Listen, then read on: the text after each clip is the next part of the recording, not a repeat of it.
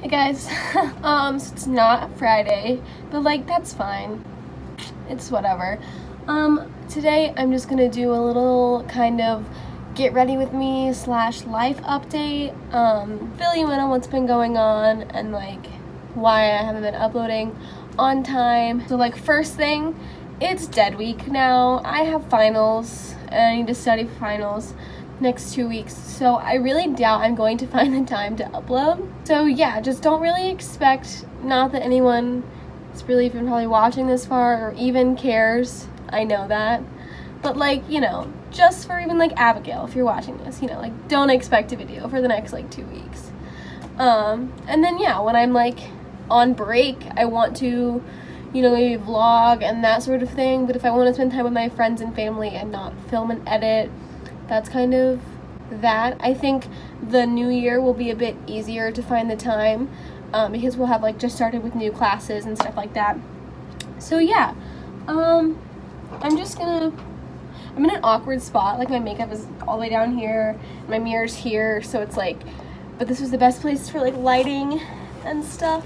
Second life update, I wrote a book. I've always really liked writing. People who know me pretty well, I feel like that's not something that like would come as a shock. Abby Mercer asked me to do NaNoWriMo with her as her writing buddy, and I was like, you know what, I'm in college, I don't know if it's gonna go well and if I'll actually, you know, get to do everything I want to do when it comes to writing the book, but I'm gonna try, because I had actually started writing a book over this summer before I went to school, and I got about maybe like 10,000 words in, and the goal for NaNoWriMo is 50,000, and I stopped because I just went to school and I got busy, and I was also just like lacked a lot of motivation.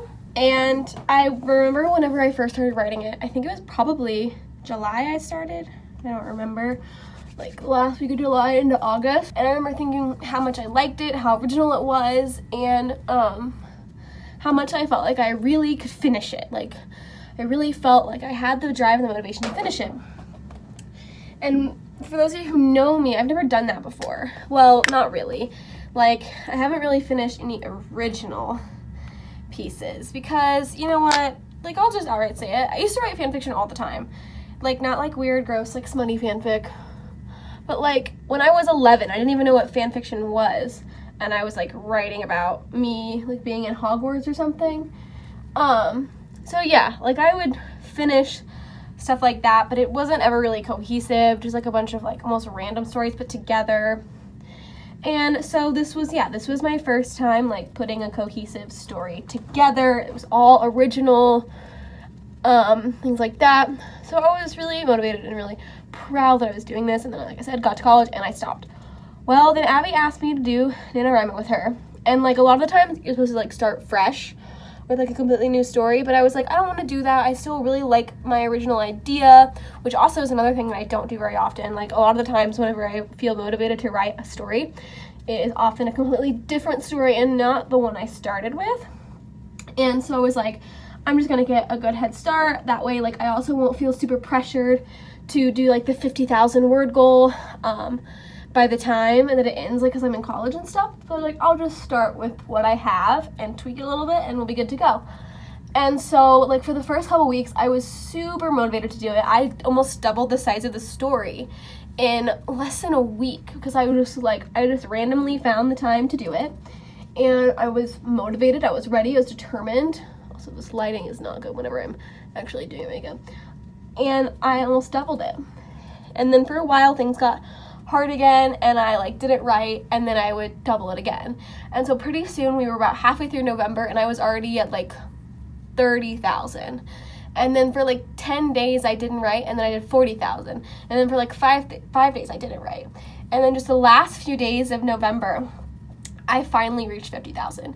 And I know I said on my Instagram, that the story was done, like I had finished it. And in essence I have, but I'm not really satisfied with just 50,000 words because like to me that's not really a novel, and that's what I want to do. I want to be like a novelist, not like to do as like a career, but that's how I want the book to be.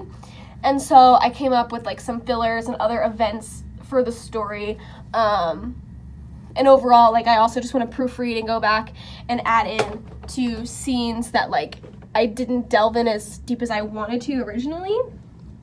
And so, yeah, like, it's finished, like, the framework of the story is there, but, like, I'm not really done writing it entirely. So, yeah, if you want to read it, or you want to help me proofread it and tell me what you think and get a second opinion, that would be great, and let me know. I know Abby has already reached out to me, which is amazing, and saying that she would want to help me do that. I would love to, like, self-publish it, like, on iBooks, which is, like, really lame, and I know, but I would just feel kind of like a sense of accomplishment if I did that, you know, like, oh, my book is published, even if it's for free on iTunes, you know what I mean? But, you know, it's whatever. I got a new job. This isn't necessarily, like, a brand new thing. I've been working there for about a month, but I now work at Zoomies in Bloomington, because I originally was working at Penny's and Vincent's, and I kept my job for the first couple months that I was at school, and then I just slowly, like, started not getting scheduled when I wanted, even, like, when I told her I could work, so I ended up just resigning, and luckily around the same time I got a job offer from Zoomies. So Zoomies, like, if you guys don't know, is, like, I don't really know how to describe it. It's not necessarily a skate shop, because we do, like, full service boards. Like, we put together skateboards and longboards and, like, stuff like that. But I wouldn't classify it as a skate shop because it's mostly apparel, but it's, like, skate lifestyle apparel, which is, like, one of the things I was super nervous about going into it, because I don't skate. I don't know how to skate at all, not even a little bit.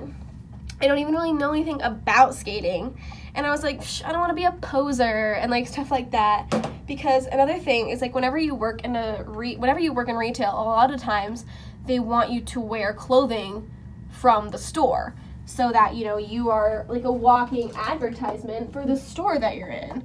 And I was like, well, I don't want to get this Thrasher tee and be a poser because I don't skate, but I was like, it's also, I work there, I can do what I want. And honestly, like, this is going into a completely different kind of topic, but people who, like, judge that kind of thing, or, like, kind of whatever. But I have, like, felt like I've gotten some product knowledge, some PK as we call it, and I'm really excited because I feel like I've been doing pretty well, and my bosses have been recognizing me for doing so, and I have now moved on to learning, like, how to put together a skateboard, which is, like, super cool, and I'm very excited about that, except it's, like, a literal, like, test. Like, I have, like, a packet I have to go through, and not only learn, like, how to put the board together, but also, like, what makes up the parts of a skateboard, and, like, what is the function of each part, and then, like, the final test is, like, how fast can I put a board together, which will be interesting, to say the least.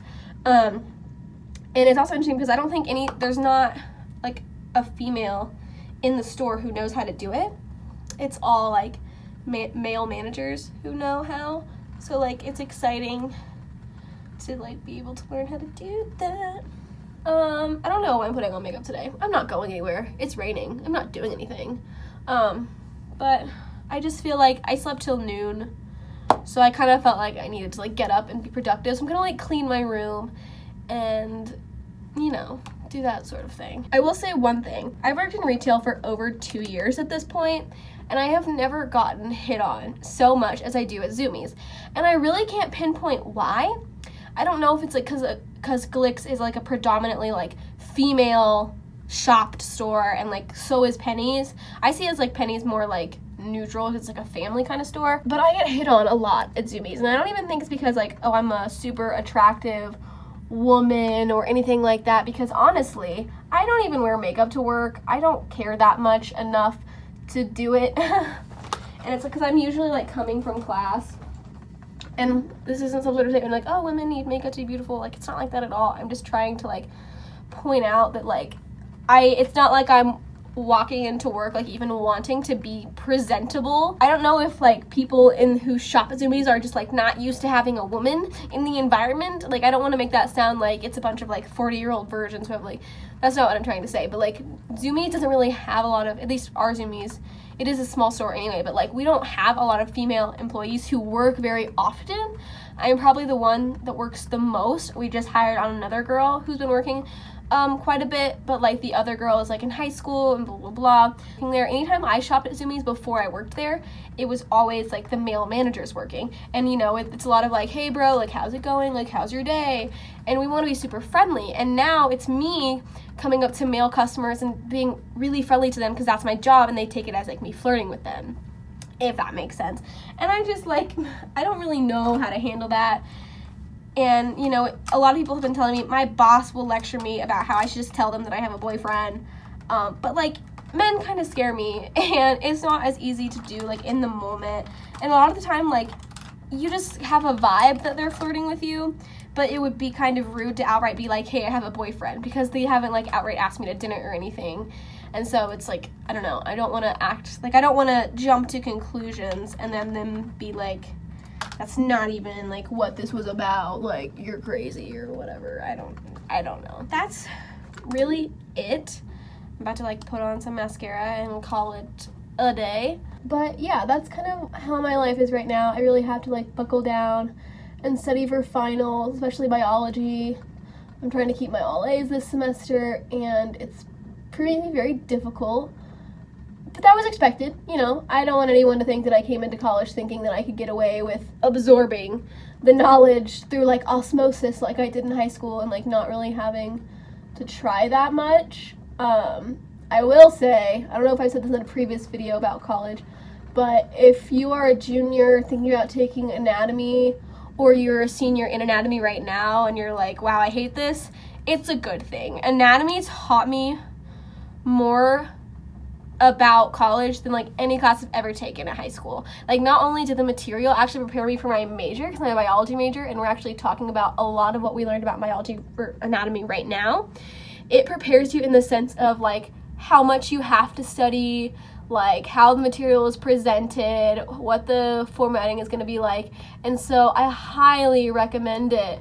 Even if you're on the fence about it, I would really take that class. Not only that, I don't know if Renee will always teach it, but Renee is an absolutely amazing teacher and just like amazing person, and you really get to know her even more through that class, and she's just like a very amazing teacher. I know I said that already. That's really it. I don't know how long this video is gonna be. I know I hate annoyingly long videos either that like aren't cut very well. Not necessary, but fine. So yeah, that's really all that I have for you guys today. I know this was probably a really boring video and a lot of you didn't make it to the end, but that's fine. I don't really care that much because it's a YouTube video. It's a YouTube channel on like our stupid YouTube channel. Wow, that didn't make any sense, but you get what I'm trying to say. So yeah, I'm gonna go have some lunch, probably. I don't know where. How did I go? So yeah, thanks for watching. I will probably not see you guys next Friday, or maybe the Friday after. I don't know. I'm not gonna make any promises. When I do get back on a regular schedule, I'll mention it in my video. I need to like pre-film, because the reason that I was able to stay so consistent, which is exactly why I did it, the reason I was able to stay so consistent through like August, September, October, through like the 1st of November, was that I had so much pre-filmed content that I would just like not even worry about it. And then I went through it all and then I was like, oh shit, I have nothing left to film or to publish. And now I've just kind of been behind because I've had so much work to do recently. So yeah, that's it. I'll talk to you guys later. So bye.